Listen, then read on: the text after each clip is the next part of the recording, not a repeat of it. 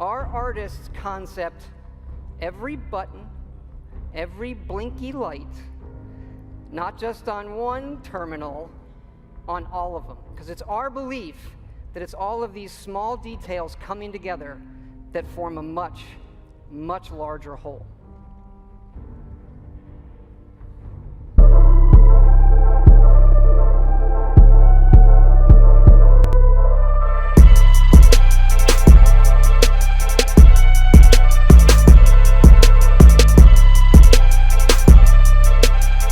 Hello, what's going on YouTube? It's your boy GXG. Title of this video will be, why am I not a fan of Bethesda Studios? Especially in the recent turmoil of what's going on with their helmets that they're passing around, which is literal mode inside the fucking helmets. There's a few gripes I had with Bethesda Studio. So, let's begin. Yes, the almighty Bethesda Studio. I failed to see the appeal of most of their games today, except the other smaller studios under the umbrella of Bethesda, of course. Those smaller studios are now the lifeblood of the godforsaken company. Like how people used to say that small businesses are the backbone of America, well, the smaller companies are the backbone of Bethesda. Now, you can disagree with me and say a certain game produced by Bethesda are themselves masterpieces, and not up to scrutiny because they paved the way for the future of video games. Great. And I agree. But the games now are just a hollow shell of their former selves, where the bugs are the features basically built into the game. And the thought is, well, the community will just mod and fix it. So let me get this straight.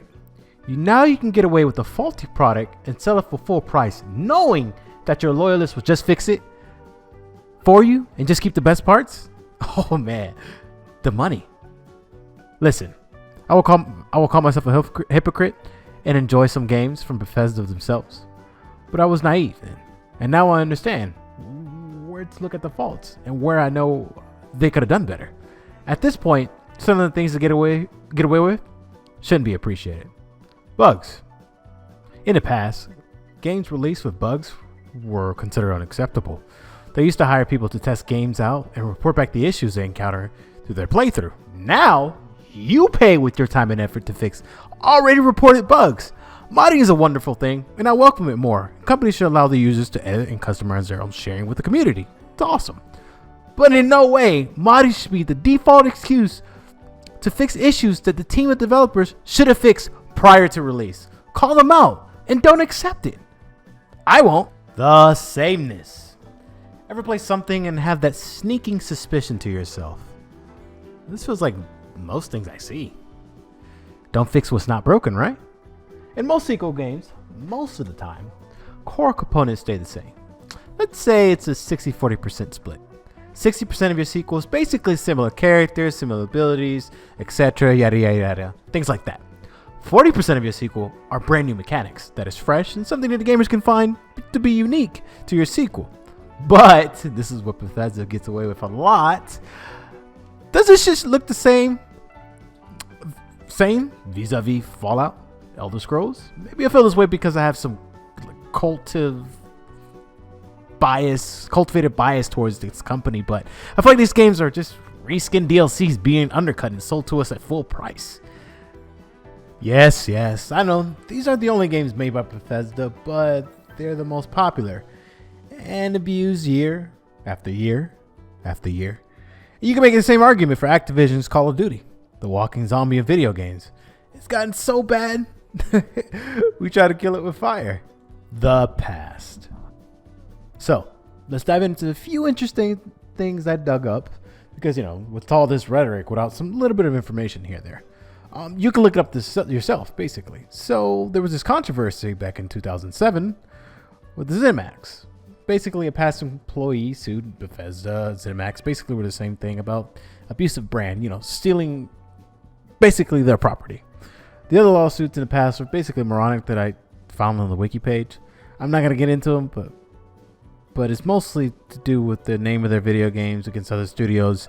Seems like you can sue one because game shares a similar name with another, but Bethesda can do that. God forbid, they hit another gold mine IP. I think it was with Elder Scrolls, if I'm not too mistaken about that. Fallout 76. Broken promises after broken promises after broken promises. Fallout 76 is the primary catalyst for this video. And 2018 was the year people seemed to catch on that they have been lied to and scammed. I would argue before the release of Fallout 76. Players were showered with the best of Bethesda can offer. Bugs, glitches, and non-existent NPC. Sorry, can't really say that word. Non-existent. There you go. Problem, mind you, you have been prevented since the original Fallout. The only difference is the graphical details throughout the years, which in my opinion hasn't been really that good. Alright, so that basically wraps up this video. Let's talk about the helmet controversy. Yeah, fun. So, not too long ago, there was a large recall for a particular helmet that cost about $150 that purchased through Fallout 76, go figure, which had mold in it. And it goes to show you that another broken promises have been made. Broken promises have been kept. Anyway, guys, this is the video about Bethesda. Feel free to share what you think about this video. What did I say about it? Like, rate, dislike, comment. Disagree with my narrative. I mean, just trying to build this YouTube channel. Stay classy. Peace. What? Oh god, that was funny. What? You didn't hear what he said? No. We'll see you in hell.